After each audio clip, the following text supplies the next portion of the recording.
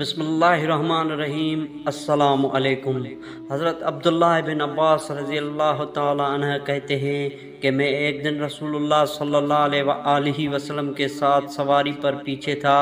آپ نے فرمایا، اے لڑکے، بے شک میں تمہیں چند اہم باتیں بتلا رہا ہوں، تم اللہ کے احکام کی حفاظت کرو، وہ تمہاری حفاظت فرمائے گا۔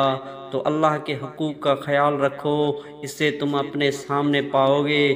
جب تم کوئی چیز مانگو تو صرف اللہ سے مانگو، جب تم مدد چاہو تو صرف اللہ سے مدد طلب کرو، اور یہ بات جان لو کہ اگر ساری امت بھی جمع ہو کر تمہیں کچھ نفع پہنچانا چاہے تو وہ تمہیں اس سے زیادہ کچھ بھی نفع نہیں پہنچا سکتی جو اللہ نے تمہارے لیے لکھ دیا ہے، اور اگر وہ تمہیں کچھ نقصان پہنچانے کے لیے جمع ہو جائے تو اس سے زیادہ کچھ نقصان نہیں پہنچا سکتی جو اللہ نے تمہارے لیے لکھ دیا ہے۔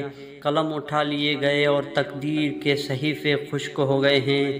امام ترمذی رحمۃ اللہ علیہ کہتے ہیں، یہ حدیث صحیح ہے۔ اس سے وضاحت یہ ہوئی کہ ہمیں معلوم ہوا کہ اللہ کے فیصلے کو کوئی نہیں بدل سکتا، اللہ کے سوا کسی سے مدد مانگنا شرک ہے، نفع و نقصان کا مالک صرف اللہ ہے۔ بندہ اگر اللہ کی طرف متوجہ رہے تو اللہ اپنے اس بندے کا خیال رکھتا ہے۔ دوستو، ویڈیو اچھی لگے تو چینل کو سبسکرائب ضرور کر دیجیے گا۔ اللہ حافظ۔